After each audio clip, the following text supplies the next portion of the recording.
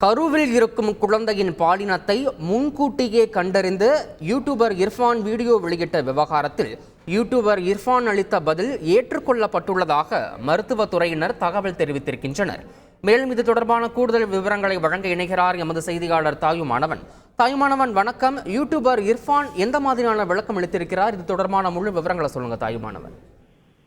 கருவில் இருக்கக்கூடிய குழந்தையின் பாலினத்தை முன்கூட்டியே கண்டறிந்த விவகாரம் குறித்து யூடியூபர் இர்ஃபான் கடந்த சில வாரங்களுக்கு முன்னதாக மருத்துவத்துறைக்கு விளக்க கடிதத்தை எழுதி நேரில் சென்று மன்னிப்பு கோரியிருந்தார். மருத்துவத்துறை அதிகாரிகளிடம் மன்னிப்பு கோரியிருந்த ஒரு சூழல்ல மருத்துவத்துறை அதிகாரிகள் ஒரு உத்தரவையும் வழங்கியிருந்தார்கள். குறிப்பாக யூடியூபர் இர்ஃபான் பொதுவெளியில இது போன்று வெளியிட்டது தவறானது. அதே சமயம் யூடியூபர் இர்ஃபான்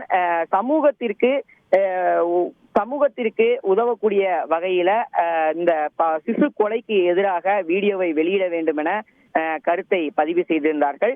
தற்போது வரை யூடியூபர் இர்ஃபான் அது குறித்தான வீடியோவை வெளியிடாவிட்டாலும் கூட யூடியூபர் இர்ஃபான் வெளியிட்டு கொடுத்திருக்கக்கூடிய அந்த மன்னிப்பு கடிதம் மற்றும் விளக்க கடிதம் என்பது ஏற்றுக்கொள்ளப்பட்டிருப்பதாக மருத்துவத்துறையின் சார்பில் தகவல் என்பது வெளியிடப்பட்டிருக்கிறது.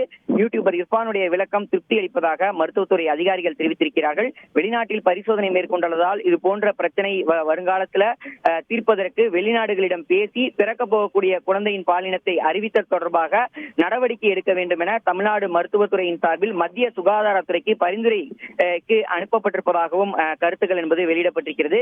மேலும் யூடியூபர் இர்ஃபான் தனக்கு பிறக்க போகக்கூடிய குழந்தையுடைய பாலினத்தை அறிவித்தது தொடர்பாக மருத்துவத்துறையிடம் நீண்டதொரு விளக்கம் மற்றும் விழிப்புணர்வு காணொலி வெளியிடுவதாக அவர் தெரிவித்த நிலையில் அவரது பதிலை ஏற்றுக்கொண்டிருப்பதாகவும் மருத்துவத்துறையின் முக்கிய அதிகாரிகள் தகவலை வெளியிட்டிருக்கிறார்கள்.